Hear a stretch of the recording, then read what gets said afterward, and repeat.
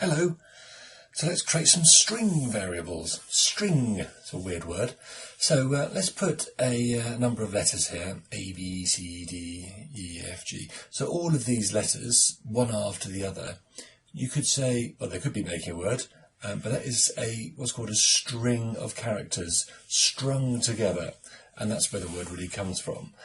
In effect, what it just means is text. So whenever you see the word string, just sort of translate in your head, oh, they're talking about text, and then it makes a bit more sense.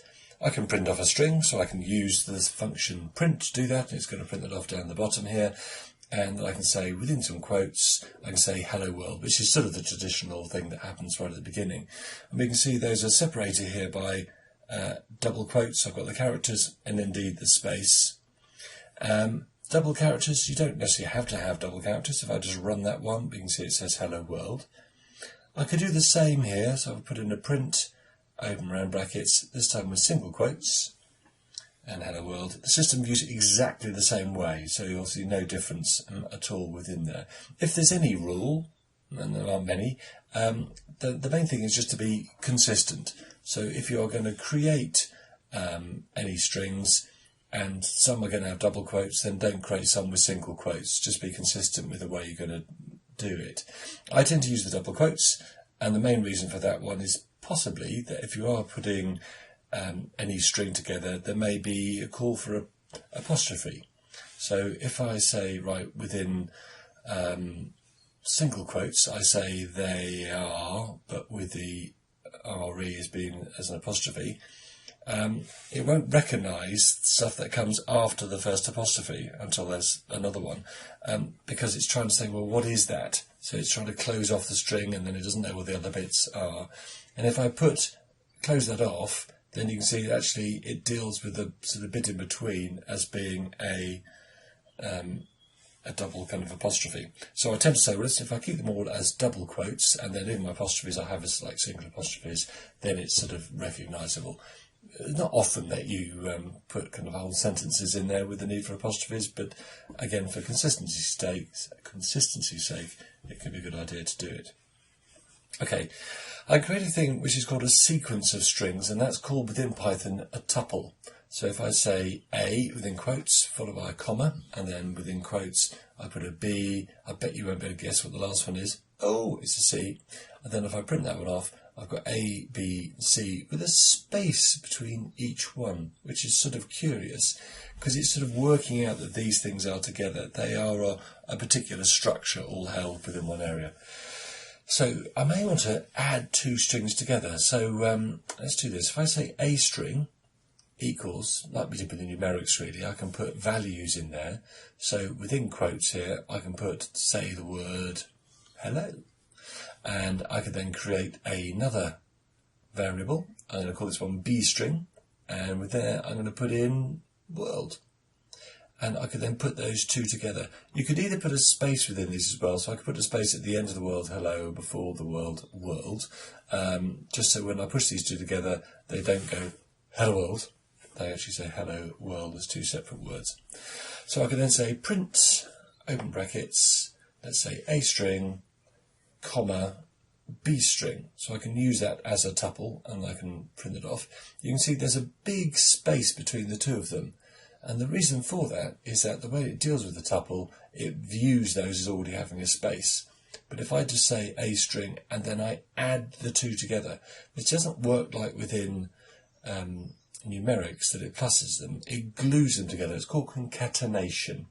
When I push these two together, we can see I haven't got that extra space. It's just using the space after the word hello. And in fact, if I remove the space after the word hello and then run it, I do get the hello world, and which is the reason I put the space in the first place, that it didn't get all kind of squished together like that. So I need to have maybe some separation. I can do that within the same information. So let's do that one there. So if I say plus and then quote space quote and then another plus, in effect I'm adding the space between the two variables. So it's going to give me the hello world as two words, in exactly the same way as we saw right at the beginning. Okay, up to you really how you want to be able to manage those. Okay, there is, first of all, let's just give a consistency in what we did with the numerics. So I should really be putting these in separate variables. So if I say C string equals A string plus the B string, and I'll say, well, let's put the space in there as well. So I'm putting those into another variable called C string, and then I print that C string, and then I get the information out, which is exactly the same, but it's a better way of dealing with it because I'm handling it in another string, because it's storing it under there. I can do other bits of information with it rather than printing it out directly within the print statement. Okay, let's have a look at.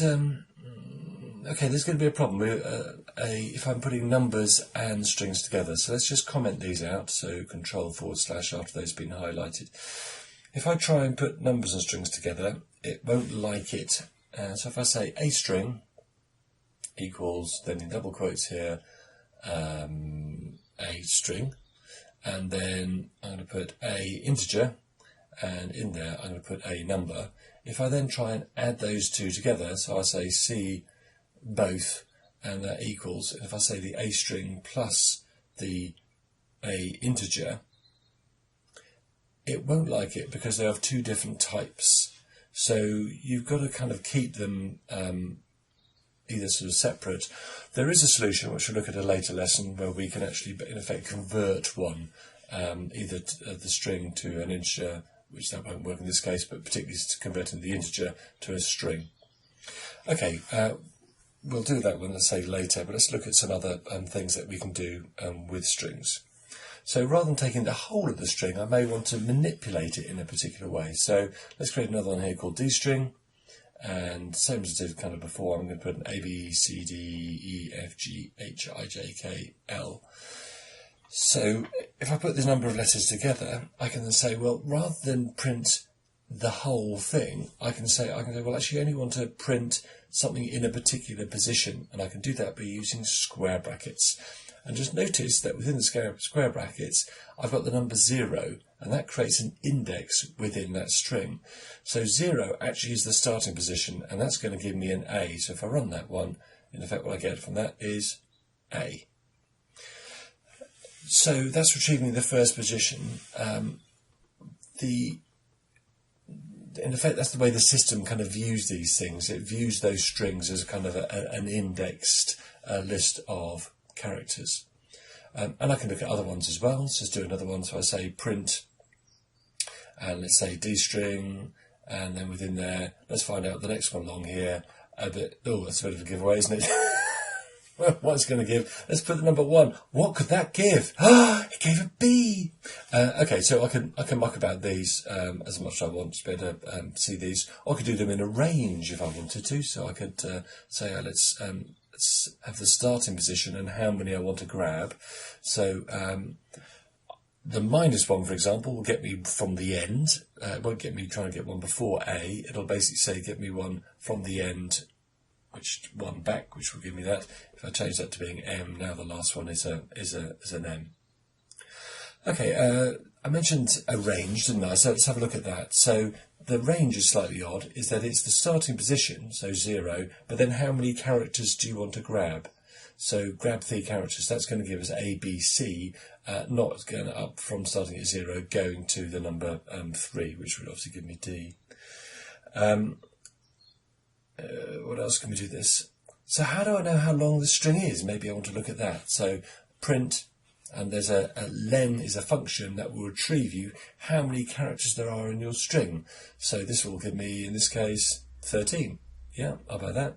A, B, C, D, E, F, G, H, L, M. Yeah, okay, so there's B13 within there. I'll buy that.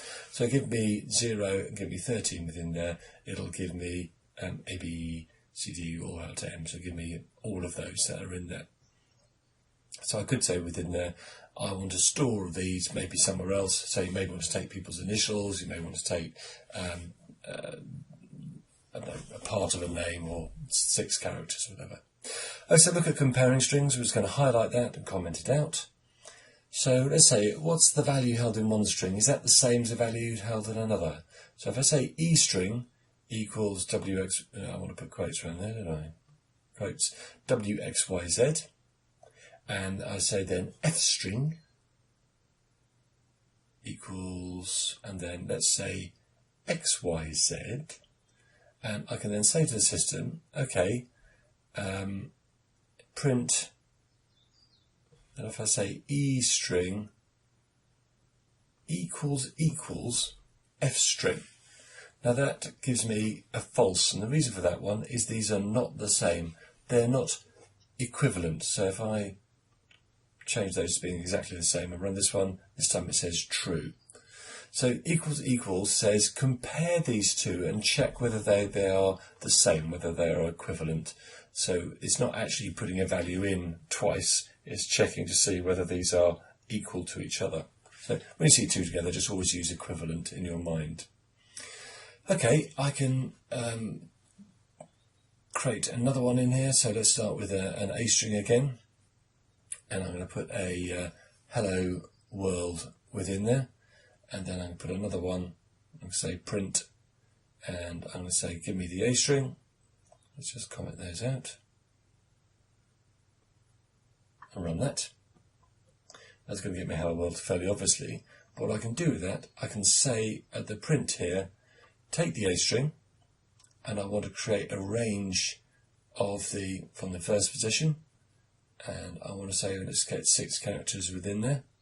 So go up to 6, we'll give them 6 characters within there, and then I want to add something else into that one. So I want to say Earth. So in effect, I can change what this one is showing. This is going to say print. I need to have the brackets around the outside there. Hello Earth within it. So I can grab part of it and make it to put something else into it, concatenate it. So I can change. I can muck about with the strings sort of to my heart's content. Okay, I think we've sort of seen everything you're generally going to need to know with the strings. Let's have a quick look at some of the help that is available. So tutorials, point again can be useful. So there's accessing strings, got information about strings within there. There are a few other ones as well. So another one here, learn Python the hard way, which is, but has some nice information, some nice examples in there, which can be nice, obviously here within strings. And my favourite, of course, there is Stack Overflow, which I mentioned before, which could be very useful at giving you information, normally in answers to questions. The other ones apply, so the Python.org would be good, or other ones that you may find on Google, see what you've kind of got in there. Okay, so we're looking at strings. Thank you for listening.